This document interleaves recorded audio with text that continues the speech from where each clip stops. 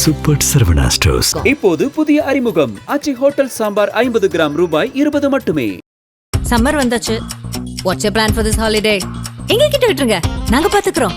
GT Holidays, South India's #1 travel brand. 2026 தமிழக சட்டப்பேரவை தேர்தல் களம் தீவிரமடைந்து வருகிறது. அனைத்து கட்சிகளும் தீவிர பிரச்சாரம், கூட்டணி, பேச்சுவார்த்தை, வேட்பாளர் தேர்வு ஆகியவற்றில் ஈடுபட்டுள்ளன. திமுக மற்றும் அதிமுக ஆகிய இரு பெரும் கட்சிகளும் தங்கள் கூட்டணி கட்சிகளை பெரும்பாலும் உறுதி செய்து விட்டன. திமுக தலைமையிலான இந்தியா கூட்டணி வலுவாக உள்ளது.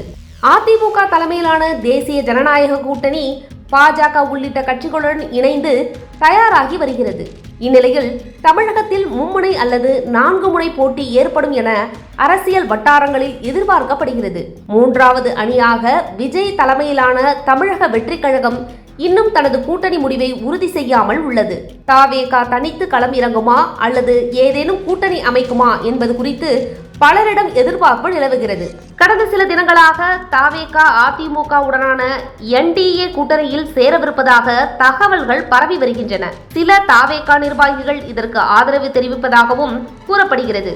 இதற்கு மேலும் வலு சேர்க்கும் வகையில் மதுரையில் ஒட்டப்பட்டுள்ள போஸ்டர்கள் தற்போது பெரும் பேசுபொருளாக மாறியுள்ளன.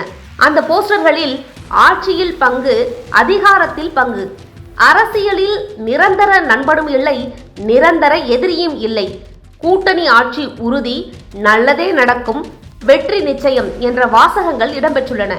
இது கூட்டணி ஆட்சியை விரும்பும் சில தவேக தொண்டர்களின் கருத்தை பிரதிபலிப்பதாக கருதப்படுகிறது.